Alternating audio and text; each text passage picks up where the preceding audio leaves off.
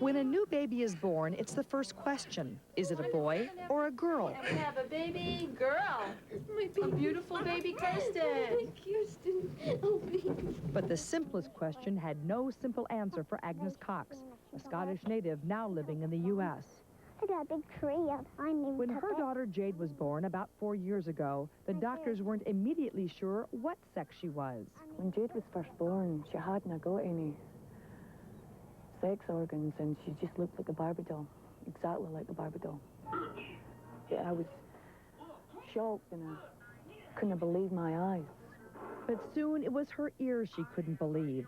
The doctors told her that though they were able to determine Jade had been born genetically a boy, because of the birth defect, he could never have a normal functioning penis. And they were recommending surgery and raising the child as a girl. I'd never heard of this in my life. I'd never heard of it, and I was confused. And at first I thought the doctors didn't really know what they were talking about. It's oftentimes shocking because everybody expects to go to the hospital and bring home a healthy, bouncing baby boy or girl, and sometimes when there's a question, it's very, very disquieting to the family and to those of us who treat them. Dr. John Gearhart is a pediatric endocrinologist at Johns Hopkins Children's Center in Baltimore. A few months after Jade Cox was born, he did surgery to make her genitals anatomically female. Did we take your tickle bone out or did we leave it in? I forget, huh? He's been working with the family ever since. She's a very feminine little girl who enjoys looking feminine and acting feminine. Is a happy, normal little girl. Okay. Outsiders might not know such cases exist, but Gearhart and his colleagues see several every month. Boy or girl? Boy. Wrong. It's easy to be fooled when what looks like male genitalia is in reality grossly malformed female genitalia.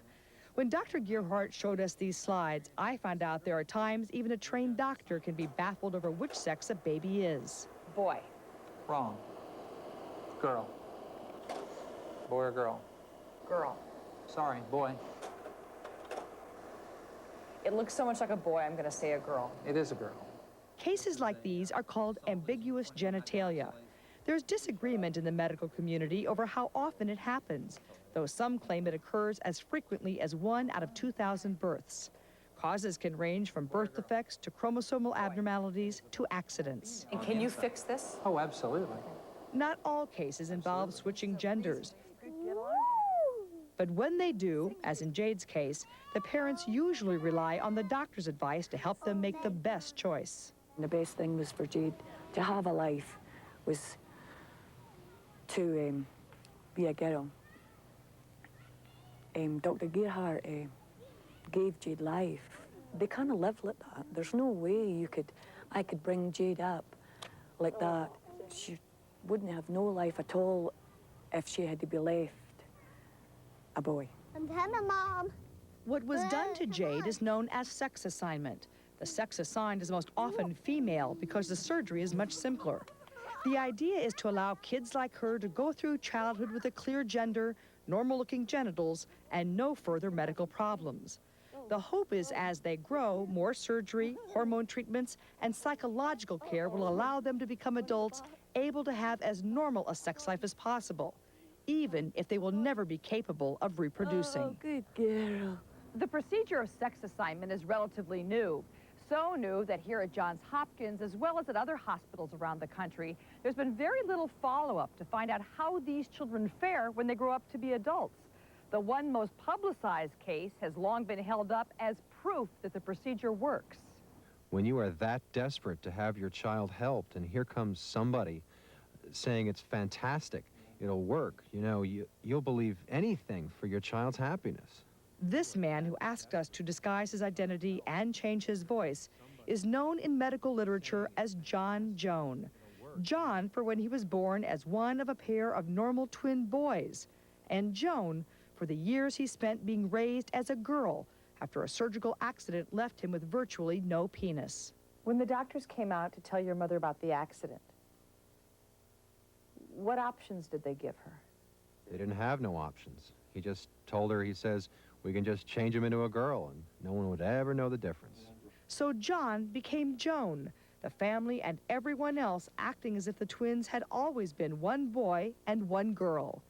Joan wore dresses and was encouraged to play differently than her brother. Why would anyone think it could work? The theory was babies are born a blank slate when it comes to gender, and just as children are taught language, they learn to be male or female, almost from the moment they get a pink or blue card in the nursery. It seemed to work well for John Joan. According to this Time magazine article from 1973, when Joan was 10, this dramatic case provides strong support that conventional patterns of masculine and feminine behavior can be altered. And these medical textbooks are full of advice for doctors that sex assignment at very early ages works, based in part on how well the report said things turned out for Joan. There was just one problem. The reports were wrong. It was a flop. It was a failure. Sorry. Yet the medical literature for years had said that you were a success story. Well, you know, if they call that a success, well, I don't know what to say. I mean, I'm telling you that I'm living proof it was not a success story. I mean, it's BS. How could they have gotten it so wrong? I mean, They wanted to. They wanted to believe it. bad science?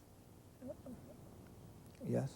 Dr. Milton Diamond of the University of Hawaii never bought the blank slate idea. The theory was there, and I was questioning the theory. I expected the original authors who wrote about John Joan to write about the follow-ups. When nothing came about, I thought, well, I better see if I can find out. What he found out, published in this medical journal, turned the John Joan case upside down. When Diamond located John Joan, he did not meet a happily adjusted female, but rather someone who had been living as a male again for roughly 20 years and who was quite bitter about his past. Do you ever remember, as a little girl, thinking that it felt okay in situations to be a girl, dressed as a girl, doing girl things? No. Never felt normal? No, I put on a happy face a lot of times, and it was just playing the role. I thought I was an it. That's what I thought it was. I mean, I thought either I was an it or I was crazy, because people are telling me who I am, but I realize what girls do, and I wasn't anything like that. Do you think the doctors did the best they knew how then? No, because I showed all the signs that it was not going to work, but they wanted it to work, and they let it go on and on and on. I mean, that is maddening. Rather than looking between the kids' ears, they look between the kids' legs. And if it looks good, they think they did a good job. Again, they're reluctant or not even trained to ask the kid how they're adjusting. Joan was not adjusting well, even though her genitals looked like a normal girl's. Other kids sensed something unusual about her and teased her about not being very feminine. As a result, she spent a lot of time depressed and lonely. At what point, as an adolescent, did all of this really sort of come to consume you? I think I was around 9. I had like I don't know what you would call it. I think maybe it was a nervous breakdown. I'd cry for nothing. I'd have the shakes. I'd be huddling in a corner. And Finally, after years of knowing something was wrong and battling doctors and therapists who told him nothing was, at the age of 14, John gained the strength to say on his own, "I am a boy." That only began a new nightmare. He stopped taking female hormones right away, but it took years of new surgery to reconstruct a penis. And even then, he wasn't free to just start life over. To this very day, even though he is now married with 3 adopted children, he lives in constant fear of people finding out about his past, while at the same time struggling with it himself. Was it difficult to have the reconstruction done? it was very, very painful. Can you have sexual relations with your wife? Definitely. Can you feel anything? Definitely. Could you father biological children? No, you would have to get your testicles intact for that. Does the fact that you look like a man, you sound like a man, you walk like a man, make it easier now as an adult to put any of this behind you? No, I mean, how can you put something like that out of your mind? You can never put that out of your mind. You get bitter all of your life. You can't escape it. It haunts you till the day you die. According to Dr. Diamond, the lesson of the John Joan case is that gender identification comes from the brain, not the genitals. The problem with the John Joan case really is that it is just one case.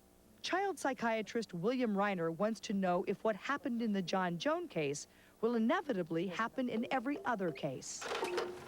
To children like Jade Cox. When I first heard, it sort of frightened me. I sort of thought, oh no, have I done the right thing? But I just think back to when I seen Jade in that incubator, and I know I've did the right thing. Oh, you know how to do that, don't you?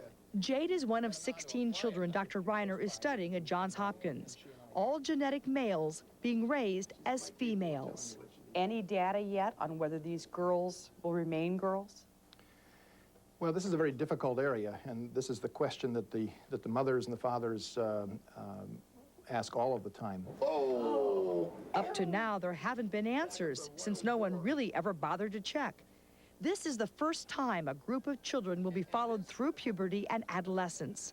With kids as young as Jade, Reiner uses play therapy to get an idea how their brains are working. People are going to look at her and say, what a sweet, feminine little girl. She looks like a girl, She does, but she's playing like a boy. yes. Much more like a boy. But she's preferentially picked up the army men, shooting them, play acting with army men and not dolls. Right. The dolls are still up on the table and haven't really been disturbed. This is pretty male typical behavior. This is not dramatic, but on the other hand, she's a little girl. I saw some video of Jade playing with the toy soldiers, and I know there were dolls in the room that she passed by. Does that register as boy behavior to you? Tomboy behavior? Girl behavior? Well, I was the same when I was younger, too. I used to play with boy stuff. She reminds me of tomboy the way I was when I was younger. Two of the older children in Dr. Reiner's study have in fact declared themselves male at about the same age John Joan did.